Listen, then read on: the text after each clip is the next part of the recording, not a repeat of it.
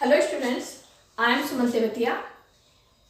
Here is the interchange of assertive and interrogative sentences and it is a part of transformation.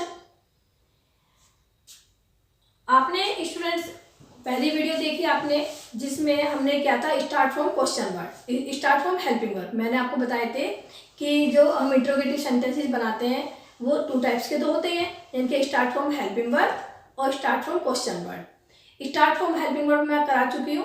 Start from question word जैसे everybody, everyone, none, इन सबको who में बदलते हैं, इस तरीके से वो भी मैंने आपको कराया।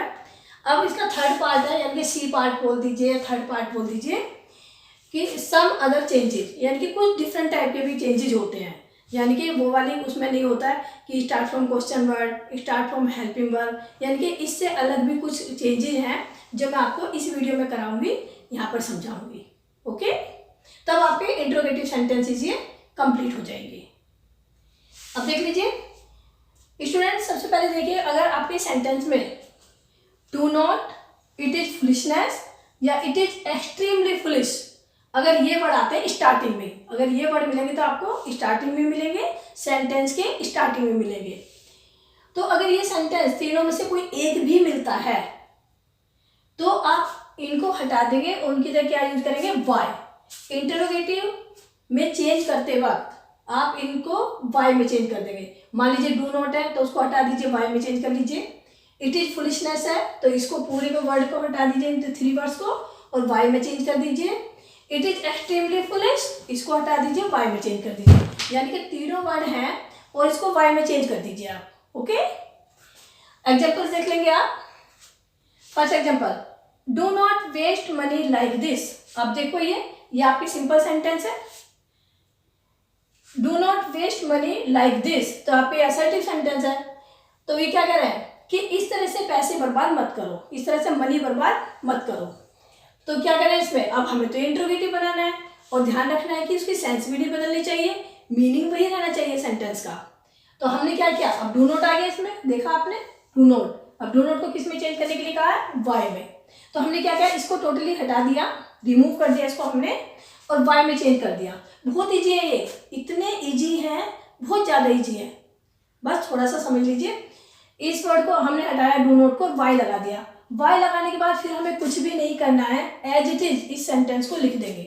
जो बाद का सेंटेंस है, बाद के वर्ड्स हैं, वो एज इट इज रहेंगे, उसमें कुछ भी चेंज नहीं करना है। डू नॉट को वाई में चेंज कर दिया, why waste money like this, और क्वेश्चन मार्क, क्वेश्चन मार्क तो लगना ही लगना है। तो इस तरह मनी वेस्ट क्यों, अगर मैं कह रही हूँ इस तरह मनी वेस्ट क्यों, इसका मतलब है कि मत करो इस तरह money waste.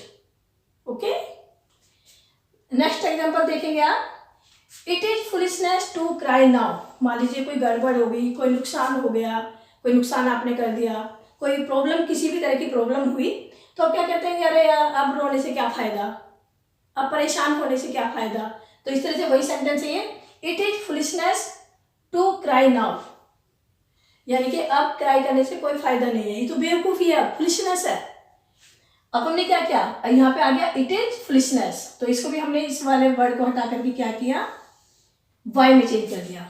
Y to cry now, अब रोना क्यों, अब चिल्लाना क्यों, अब परेशान होना क्यों।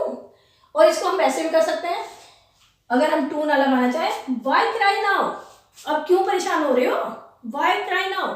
तो वाई टू क्राई नाउ ये भी सेंटेंस सही है और वाई क्राई नाउ ये भी सही है, दोनों तरीके से आप बना सकते हैं। ओके, नेक्स्ट एग्जांपल देखेंगे आप। It is extremely foolish to wish for the plane, कि ये तो एक्सट्रीमली फुलिश है, ये तो बहुत ही ज्यादा बेवकूफ़ी होगी, एक्सट्रीमली हो गई, अत्यधिक बेवकूफ़ी हो गई कि क्या, to wish for the plane, plane की इच्छा रखना।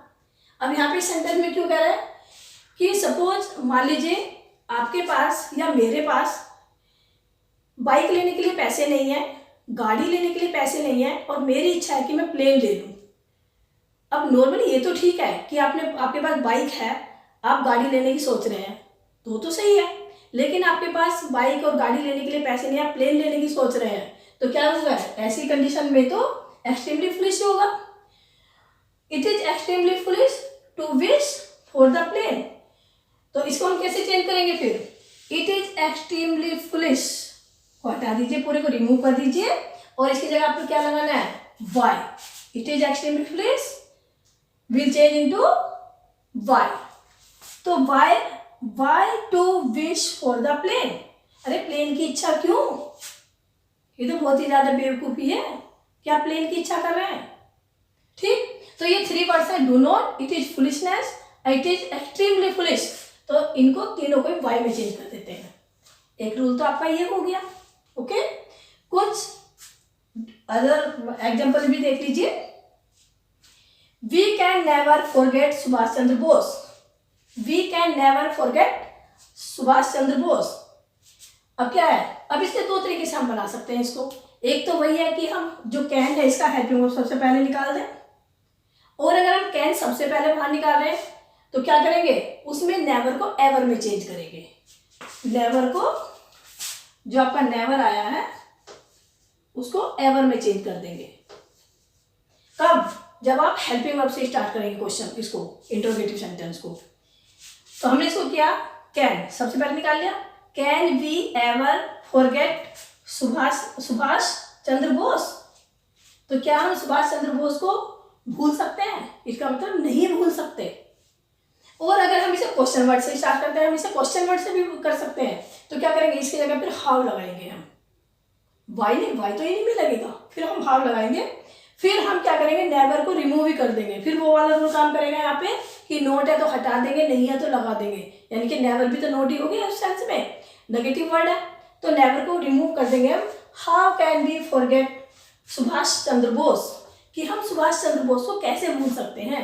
अगर मैं यही कहूँ कि हम सुभाष चंद्र बोस को कैसे भूल सकते हैं, तो मेरे कहने का मीनिंग यही हुआ कि नहीं भूल सकते, नेवर। क्लियर? नेक्स्ट एग्जांपल देख लीजिए। It is no use of blaming others, यानी कि दूसरे को ब्लेम करने का कोई फायदा नहीं है। दूसरे को ब्लेम करना बेकार है, कोई यूज नहीं है उसका। अब देख लीजिए, अब जो इट वर्ड होगा ये, इसको आप वोट में चेंज कर दोगे और फिर वही रूल काम करेगा। इसमें नो है तो हम हटा देंगे इसको। तो what is the use of blaming others, हमने इसको भी रिमूव किया और इट को हमने वोट में चेंज किया। What is the use of blaming others, दूसरे को ब्लेम करने का क्या यूज है, क्या फायदा है दूसरे को ब्लेम करने से। तो फिर और ये क्वेश्चन मार्क हमने लगाया। तो इस तरीके से आपको मैंने आपको बताया कि इस तरीके से हमें चेंज करना है। तो इंटरोगेटिव सेंटेंस मैंने आपको 3 पार्ट्स में समझा दिए कि जो असर्टिव सेंटेंस को हम इंटरोगेटिव में चेंज करते हैं तो 3 कंडीशन है उसकी, ABC करके।